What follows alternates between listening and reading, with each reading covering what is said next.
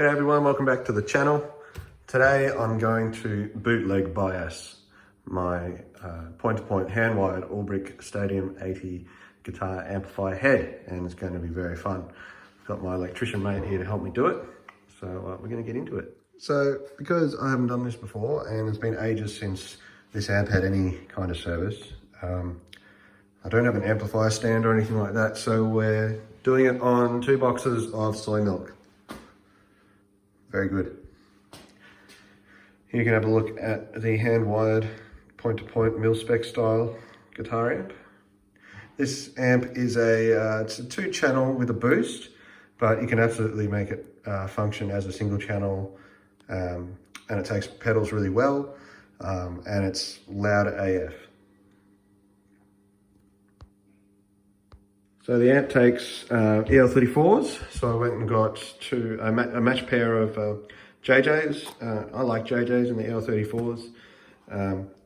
Always sounded pretty good to me, so bought these from Lucas Miles Audio here in Australia, in Melbourne, and I think he makes amps as well. He makes like Fender style amplifiers, all hand wired as well, so that's really good.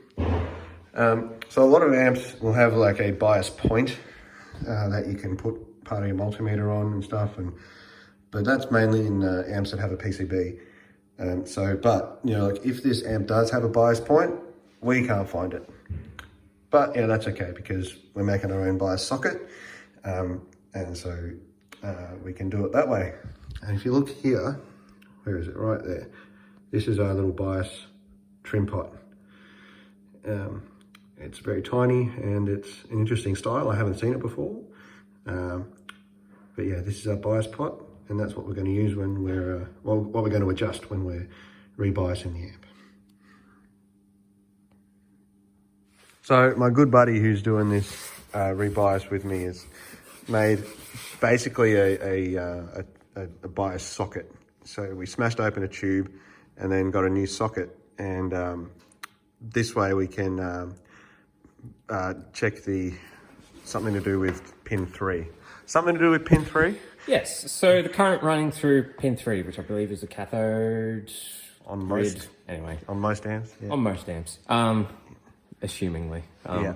But basically, yeah, we're just making a breakout from pin 3, separating it, coming out from the socket's lead, or I guess the pin, the base, adding one pin, and then coming back on the socket and the other one. So we can check it without bridging any, so we can do this without bridging any pins actually on the amp to make sure, because if that happened, we'd electrocute ourselves. So we saw this method on the Guitarologist channel, so we thought we'd do it ourselves, and it's going to turn out pretty good.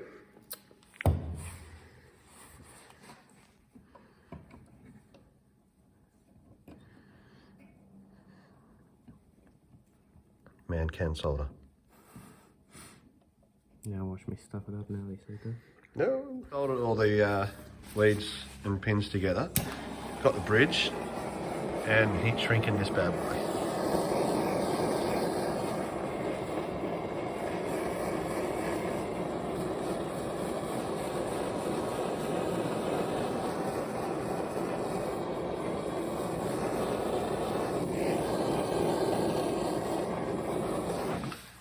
Heat shrink is so cool. Tube is in a socket thingy, a tester, which is then into the socket of the amp and plugged into the multimeter. And we're on milliamps, so now we just have to power it up and see where we go. Hopefully it won't blow up. Lol. So we also have made sure that all the pots are down, which is apparently what you have to do. All right, let's see how we go. See if our handiwork is any good. We've got a load, got the power cable in, and switch on. Power switch first. Hopefully we can see the tube start to glow. Oh yes, they're both glowing. And we won't read anything on the multimeter until we turn the standby on, but we'll just let him warm up first. And look, nothing's smoking, which is great. Not that it would anyway, the amp was in perfectly working order. before we decided to do this. Click the standby on, but just before the comment section goes nuts, like we are taking precautions here.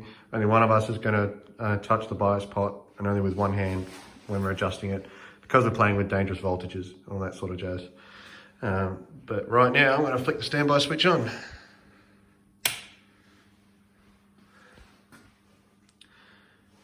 Should it be reading negative? So because these probes might be around the wrong way, that's why. If they were around the other way, it would be reading something different. Okay, so that's 33 point something milliamps. 33 milliamps.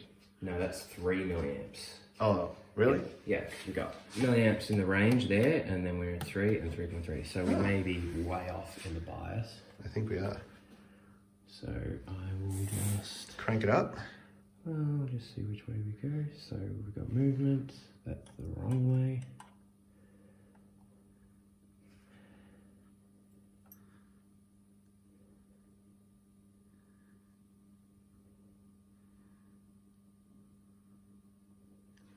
Just wait for it to settle a little bit.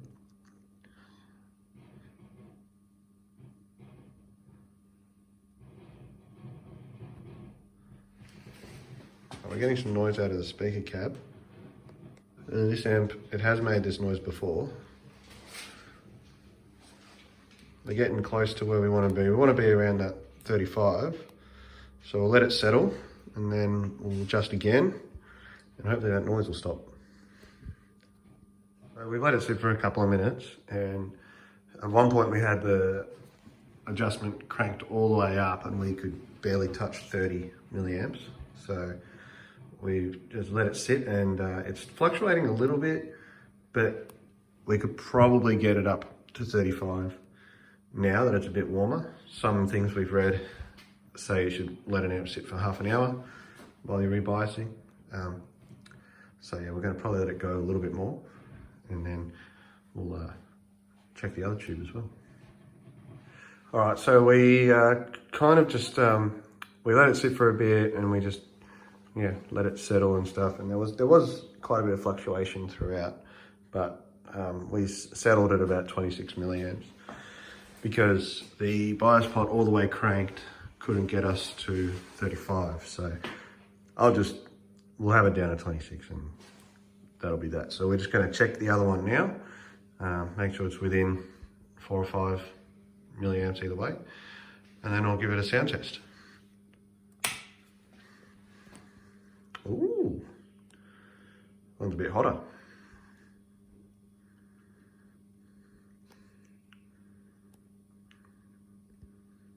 Found that we're still getting a fair amount of weird noises coming from the speaker, and we think I've got a dirty socket in the amp,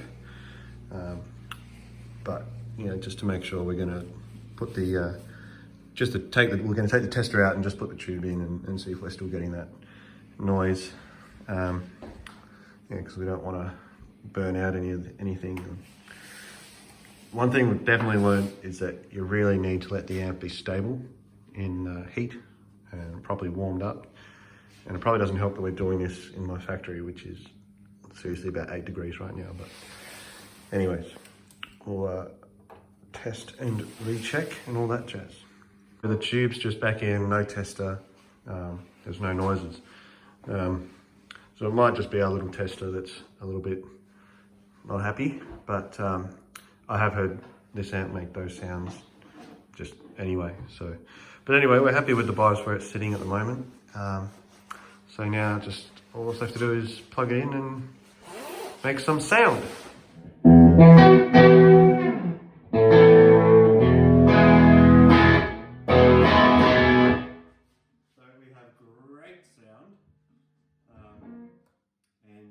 Definitely worth putting some new tubes in, like we did.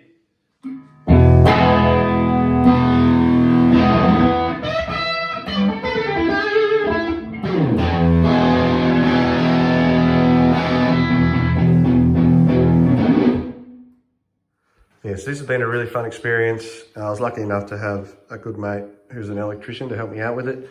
Yeah, look, I've learned a lot, and yeah, if you're going to do it, just take the necessary precautions and just know that there's a lot of voltage running through that, and from all the research that I've done, it can kill you. So please be careful. And either way, I'm definitely going to do it again when I need to, or on my other amps. So it's going to be fun, and I'm going to have a lot more confidence doing it next time. So I hope you enjoyed the video. Hit like and subscribe if you enjoyed it. Peace.